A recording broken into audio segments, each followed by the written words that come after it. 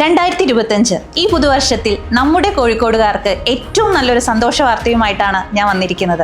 അതെ, കേരളത്തിലെ തന്നെ ആദ്യത്തെ ഇന്റർവെൻഷണൽ റേഡിയോളജി സെന്റർ നമ്മുടെ കോഴിക്കോട് തൊണ്ടയാട് ബൈപ്പാസിൽ ഈ പുതുവർഷത്തിൽ പ്രവർത്തനം ആരംഭിക്കുകയാണ്. എന്താണ് ഇന്റർവെൻഷണൽ റേഡിയോളജി?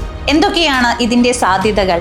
ഇതിനെക്കുറിച്ചെല്ലാം നമ്മളോട് സംസാരിക്കാനായി ഡോക്ടർ നിസാർസ് ഇന്റർവെൻഷണൽ റേഡിയോളജി ക്ലിനിക്കിന്റെ MD ഡോക്ടർ നിസാർ ഇന്ന് നമ്മളോടൊപ്പമുണ്ട്. ഡോക്ടർ, എന്താണ് ഇന്റർവെൻഷണൽ റേഡിയോളജി? ഇന്റർവെൻഷൻ റേഡിയോളജി എന്ന് പറഞ്ഞു കഴിഞ്ഞാൽ ഈ റേഡിയോളജി വിഭാഗത്തിന്റെ ഒരു സബ് സ്പെഷ്യാലിറ്റിയാണ്. സ്കാനിങ് എടുത്തു കഴിഞ്ഞിട്ടുള്ള ഇമേജസ് വെച്ച് അത് നോക്കിയിട്ട് നമ്മൾ, ഫോർ എക്സാമ്പിൾ ഇപ്പോൾ ഒരു പേഷ്യന്റിന് നമ്മൾ ലിവറിൽ ഒരു മുഴ കണ്ടു, ആ മുഴ അത് നമ്മൾ ക്യാൻസർ ആണോ അല്ലേ എന്ന് കണ്ടുപിടിക്കണമെങ്കിൽ അതൊരു ഇന്റർവെൻഷൻ റേഡിയോളജിസ്റ്റ് ആണ് ചെയ്യുന്നത്. ആ ഇമേജ് നോക്കിയാൽ ലിവറിലെ മുഴ നോക്കി നമ്മൾ അതിന് ടെസ്റ്റ് ചെയ്യാൻ എടുക്കുക, സൂചി കുത്തി പരിശോധിക്കാൻ എടുക്കുക, ഇതെല്ലാം ഇന്റർവെൻഷൻ റേഡിയോളജിന്റെ അണ്ടറിൽ വരുന്നതാണ്. അതാണ് ഒരു ഭാഗം, അസുഖങ്ങൾ കണ്ടെത്തുന്നതിനെ ഹെൽപ്പ് ചെയ്യുന്ന ഒരു ഭാഗം.